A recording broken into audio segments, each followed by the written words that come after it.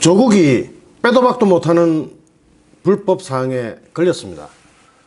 조국이 국회의장을 국회의원도 아니면서 특히 정당의 신청이 없는 상태에서 이 회의장 사용을 하겠다 이런 신청도 안 했습니다. 안 하고 그냥 마구잡이로 밀어붙여 버렸는데요. 이것이 국회 내규를 위반했고 김영란법을 위반했는데 이렇게 되면 조국의 직무수행이 불가하다고 나와 있습니다. 이런 희한한 일이 생겼습니다. 흔히 그렇게들 생각할 겁니다. 뭐 그거 가지고 법무부 장관 직무수행이 불가능하느냐? 그게 아닙니다. 이걸 파고 들어가 보니까 직무수행이 불가할 정도의 상황이 생길 수도 있습니다. 물론 대부분까지 올라가야 되는 이런 상황이라면 이게 좀 골 때리는데 정황으로 볼 때 검찰이 어떻게 하느냐에 따라서 이것이 굉장히 크게 쓰여질, 이것이 굉장히 크게 부각되고 검찰의 의지에 따라서 조국의 직무수행이 불가능하도록 할 수가 있습니다. 유인태 국회 사무총장이 유인태입니다. 3일 중앙일보와 통화를 했는데 지난 2일 조국 법무부 장관 후보자가 국회 회의실에서 기자 간담회를 연 것은 국회 청사 및 회의장 사용 내규를 위반한 것이 맞다 이렇게 응답을 했습니다. 민주당과 조국이 타인의 사용을 위해 신청권자의 국회 회의장 사용 대리 신청을 금지한 국회 내부를 위반했다는 겁니다. 이때 신청권자는 국회의원, 교섭단체 대표위원 이런 사람들이거든요. 더불어민주당이 이때 꼼수를 부렸는데 이 꼼수가 어떻게 되냐면은 의원총회를 연다면서 국회 회의장을 빌렸습니다. 의원총회, 용도가 의원총회입니다. 민주당이 여기서 의원총회를 하겠다고 해서 국회 회의장을 빌렸어요. 빌려가지고 의원총회를 하기도 했습니다. 약 30분간 의원총회를 하고 국회의원들이 싹 퇴장을 하고 사회자 놔두고는 대부분 나가고 그 자리에 조국이 앉은 겁니다. 그러니까 사용 신청이나 이런 게 전혀 없는 상태에서 꼼수를 부려가지고 의원총회를 하겠다. 의원총회 용도로 이걸 빌려가지고 의원총회는 30분 만에 마치고 그냥 대충 끝내버리고 조국이 그 자리에 앉아버린 겁니다. 이건 명백한 불법입니다. 이 불법성이 클 것이냐 작을 것이냐 이거는 조금 더 설명드리겠습니다. 이것이 전국을 강타할 수도 있다는 겁니다. 이건 너무나 범법 행위가 뚜렷하기 때문에 모릅니다, 모르쇠 또는 내가 한 게 아니다 이런 게 안 돼요. 조국이 지입으로 지가 요청했다고 했거든요. 그러니까 이게 빠져나갈 구멍이 없어요. 거기서 2일날 뿐만 아니라 3일 새벽까지 더군다나 24시를 넘기면 새로운 날의 시작이죠. 새로운 날로 되니까 2일간 쓴 겁니다.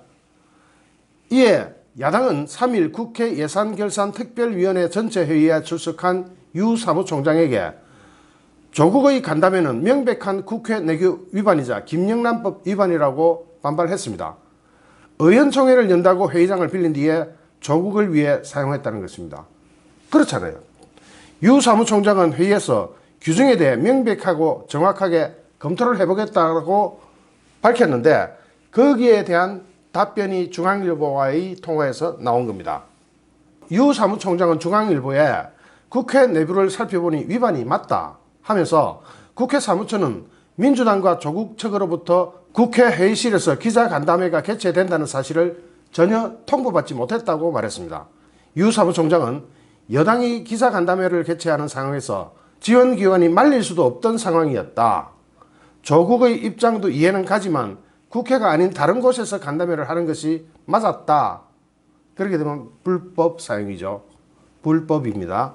국회 청사 회의장 등 사용 내규의 제4조와 6조에 따르면 국회 회의장의 신청권자는 국회의원과 교섭단체 대표위원 등으로 제한되어 있고 신청권자가 타인을 위해 사용 신청을 대리하는 것도 엄격하게 금지를 하고 있습니다. 여기에 대해서 법조계에서는 조 후보자와 민주당이 국회 내규를 위반한 것이 맞다면 조국과 이해찬 더불어민주당 대표 등 민주당 관계자, 회의실 사용을 허가한 국회 사무처 직원 등이 청탁금지법, 김영란법을 위반했을 가능성이 높다 이렇게 보고 있습니다.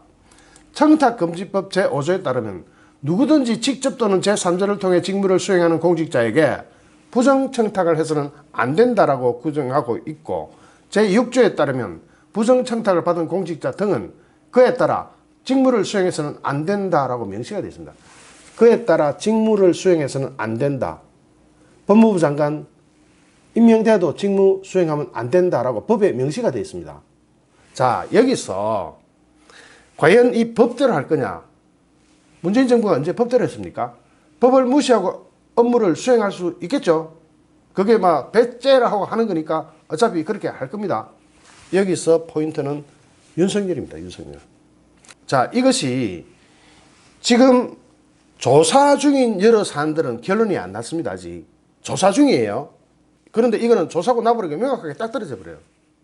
딱 떨어져 버리니까 다른 조사한 것 중에 결론 나온 거랑 엎어서 이것을 치고 들어가면 일단 조국의 법무부 장관 업무 수행에 대한 브레이크를 걸 수가 있습니다. 업무 수행을 하면 안 된다라고 법에 명시가 돼 있잖아요. 법이 그렇잖아요. 그러면 검찰총장은 이것에 대해서 브레이크를 걸 수 있습니다. 그리고 또한 야당도 이것을 형사고발한 다음에 가처분 신청을 통해서 법무부 장관의 업무를 중지시킬 수가 있습니다. 이건 명쾌하게 딱 떨어지는 거니까 가처분이 받아들여질 수밖에 없죠. 판사도 그렇지 않습니까? 법에 딱 명시가 되어 있으니까 빠져나갈 구멍이 있습니까? 물론 문재인 정부는 배째를 하고 계속 업무를 줄 수가 있겠지만 법에서 금지하고 있는데 어떻겠습니까?